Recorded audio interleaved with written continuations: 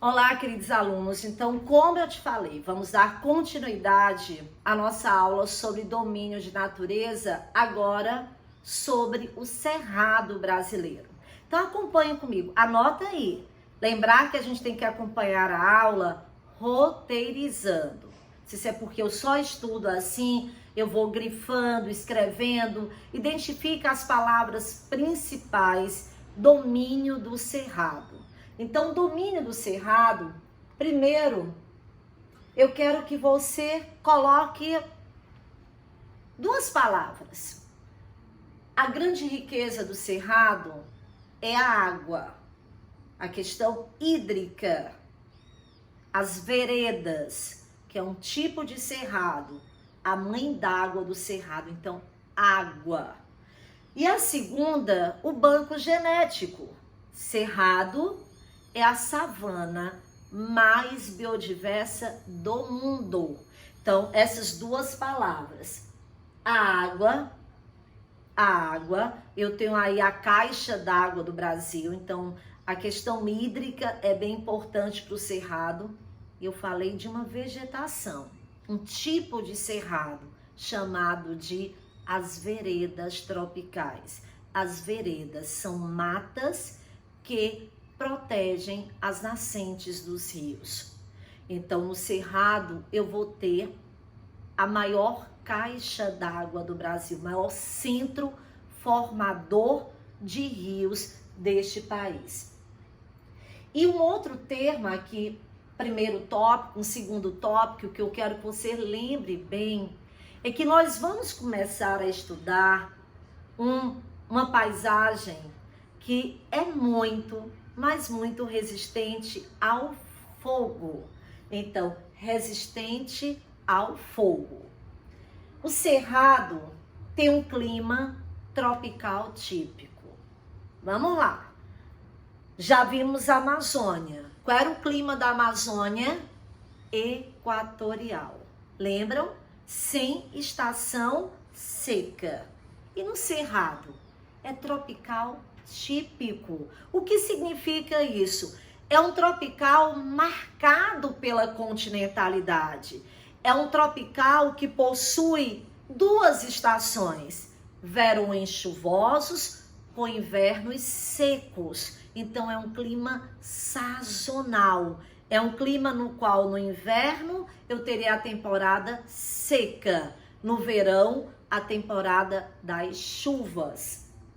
Eu tenho no Cerrado um relevo típico, os planaltos sedimentares, os chapadões do Brasil Central. Falo Cerrado, eu vou lembrar principalmente da região centro-oeste.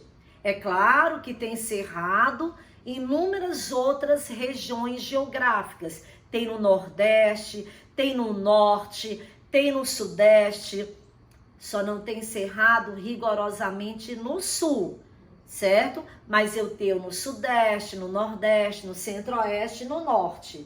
E o relevo principal, as chapadas, que são planaltos sedimentares. Anotaram? Muito bom. O Cerrado, ele é formado por uma vegetação muito complexa, predominantemente arbustiva. Existem vários fisionomias. A fisionomia do Cerrado, ela é incrível de tão diversa, certo? Mas o que predomina mesmo, o Cerrado estrito sensu, é o cerradão arbustivo. Ele é principalmente arbustivo. Os solos do Cerrado são solos muito pobres, são latossolos, solos bem desenvolvidos, tal qual os solos da Amazônia. Os solos da Amazônia são solos bem desenvolvidos. Lá eu falei que os solos eram muito lixiviados. Agora, aqui no Cerrado, vamos entender que os solos são muito laterizados. São solos com maior concentração de sais minerais, solos que concentram muito o alumínio e ferro, formando uma crosta ferruginosa, uma canga laterítica. Os solos do cerrado são solos latossólicos, latólicos, ácidos.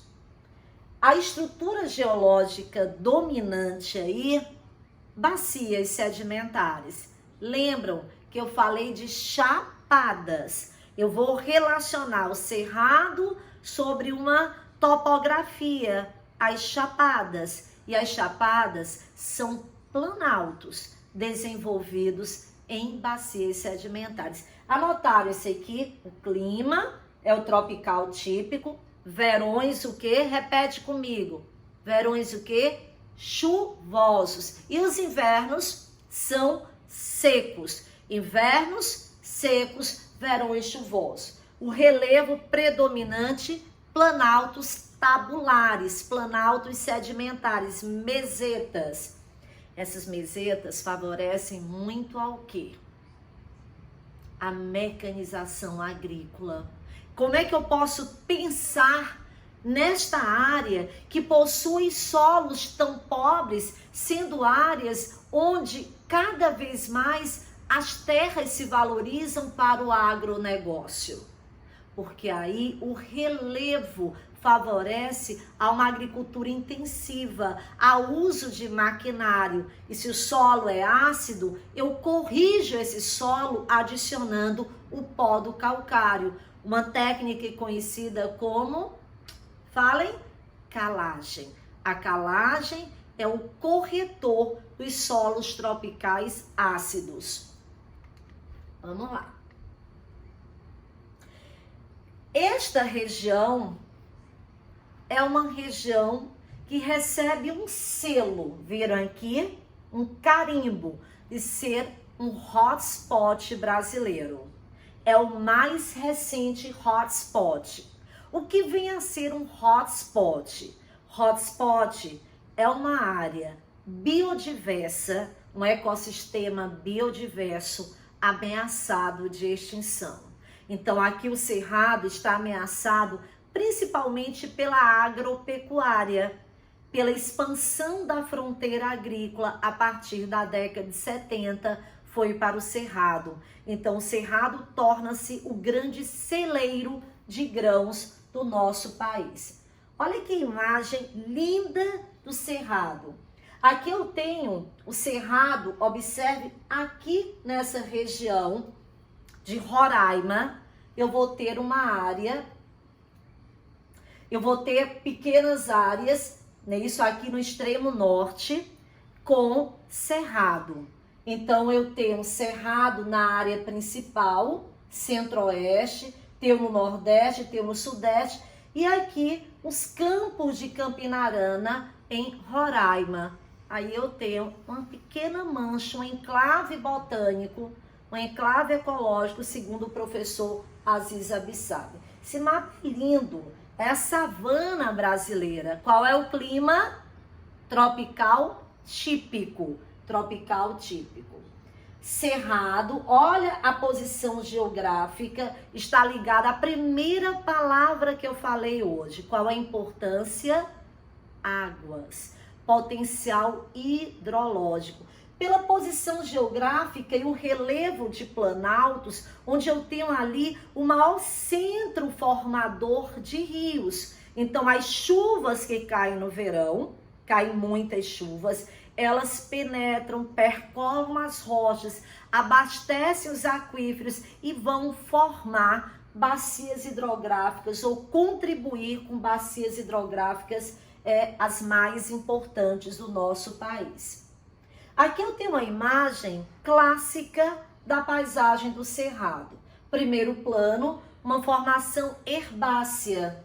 Segundo plano, vejam, os buritis, as palmeiras que identificam muitas vezes um olho d'água. E aqui, olha, o planalto, uma meseta tabular, um planalto tabular, uma área de chapada. Então, lembrar que a fisionomia da vegetação é uma fisionomia muito complexa. Varia desde os campos rupestres, uma vegetação rasteira de altitude, até mesmo o cerradão, onde eu vou encontrar uma maior presença de árvores no cerradão. E nesta parte, eu quero lembrar sempre da resistência deste bioma ao fogo. E o fogo ocorre exatamente no inverno, meados do ano no hemisfério sul. Então, de junho a setembro, nós vamos ter uma baixa umidade do ar.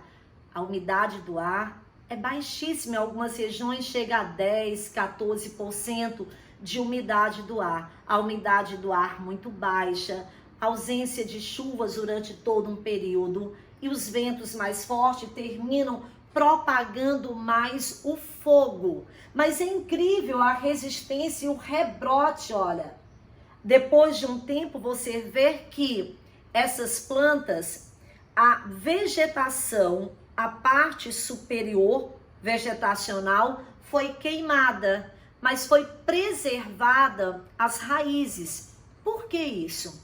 Porque as plantas do cerrado desenvolvem uma cera. A ceramização protege o sistema radicular, que é muito, muito profundo, do fogo. Pensem sempre no cerrado como uma floresta de cabeça para baixo. Literalmente cabeça para baixo. As raízes são muito profundas e a parte aérea, as árvores são árvores de baixo porte. Então, sistema radicular profundo e acopa as árvores com um porte muito pequeno. Muitas vezes árvores de 10, 15, 5 metros nós vamos ter. Então, é como uma floresta de cabeça para baixo. A casca é uma casca muito grossa, que protege aí também do fogo, além do sistema radicular ser muito profundo. E aqui essa imagem, que é uma imagem de um cerradão, com um centro de espessor. Vejam aqui a cachoeira, as águas nascem na parte mais alta do relevo, escoam essa parte aqui clara da rocha, é exatamente a escarpa, e aqui eu tenho uma queda d'água. E aí eu te pergunto, será que no cerrado, que eu já coloquei, que é a savana mais biodiversa do mundo, que eu falei que ela é predominantemente arbustiva, que ela possui diferentes fisionomias, que eu coloquei que o cerrado desenvolve-se em solos bem desenvolvidos, é um latossolo, porém é um solo laterizado, é um solo ácido. Pergunto, será que as folhas do cerrado são largas ou são folhas pequenas? São largas, são latifoliadas, porém essas folhas caem em um período do ano exatamente devido à pobreza dos solos. A pobreza dos solos significa que a queda das folhas, as plantas são decíduas. O cerrado é uma formação vegetal decídua. E as folhas caem. Não caem por uma condição de clima, como nas caatingas. Caem por uma questão edáfica. Os solos, lembram que nós estudamos que são solos com uma grande concentração de alumínio e ferro. São solos notoriamente ácidos. E essas plantas, mesmo tendo folhas largas, essas folhas caem em um período do ano, tá certo? Então eu tenho árvores de baixo porte, eu vou ter árvores com folhas largas, mas são folhas decíduas ou caducifólias, que revelam a pobreza dos solos. Entendido isso? E esta imagem, ela nos revela o que eu venho colocando de forma insistente para vocês.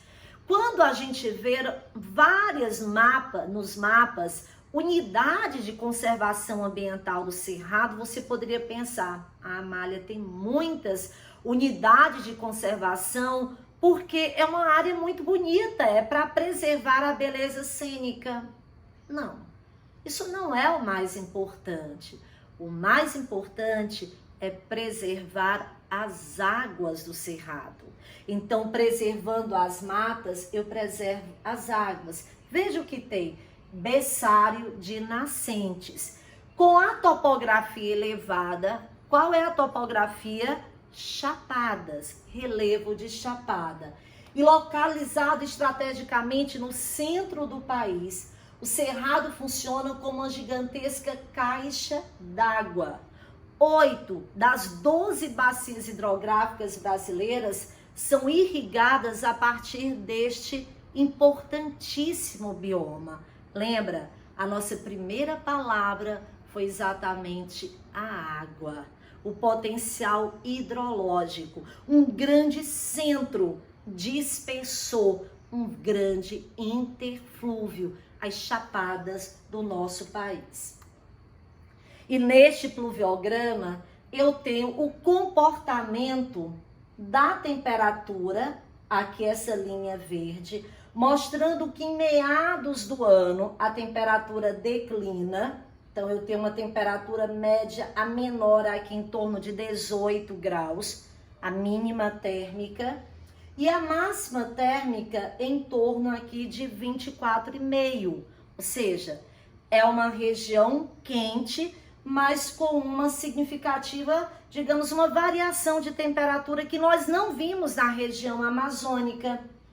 E o que mais nos chama a atenção neste pluviograma é o comportamento das chuvas. Olha o índice pluviométrico em meados do ano, como é bem reduzido.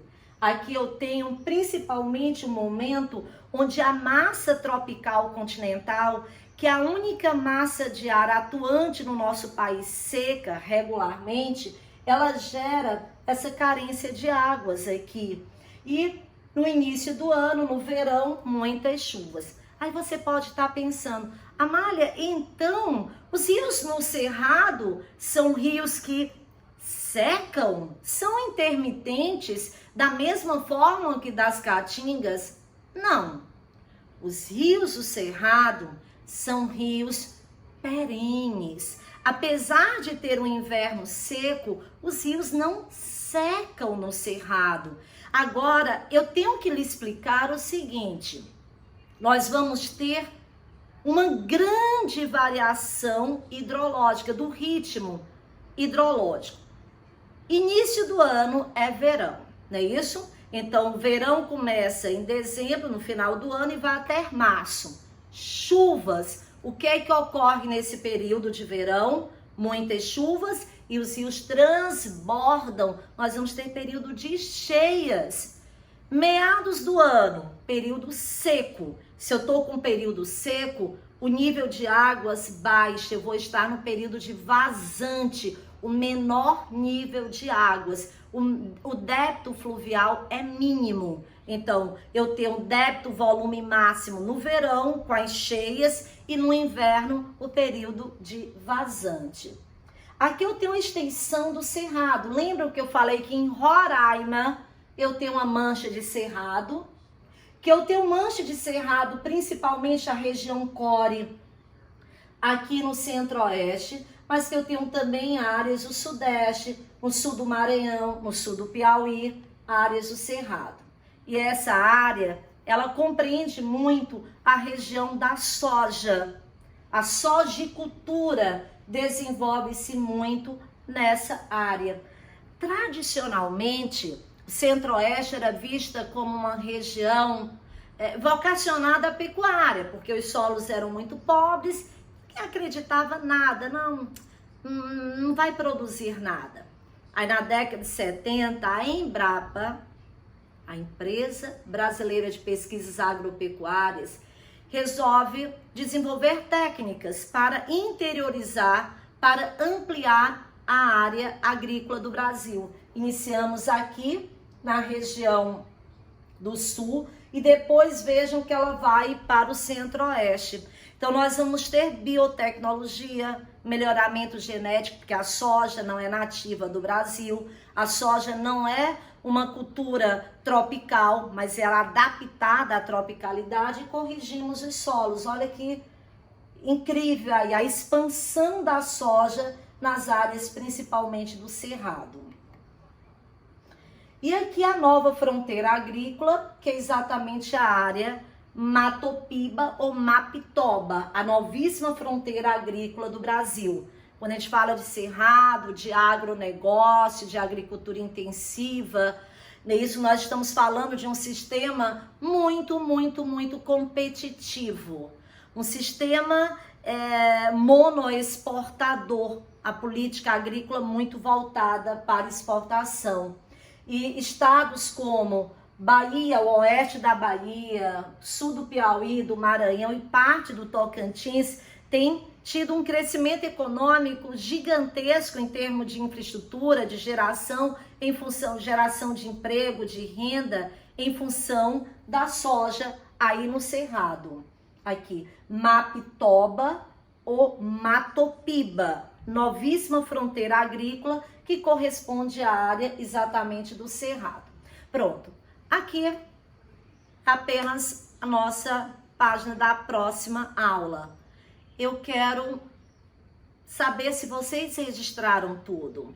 Viram a intensa relação, a estreita relação entre essa paisagem, que é uma paisagem muito explorada na política econômica agrícola, que é uma área estratégica na temática ambiental, que é um hotspot, que é uma área na iminência de desaparecer.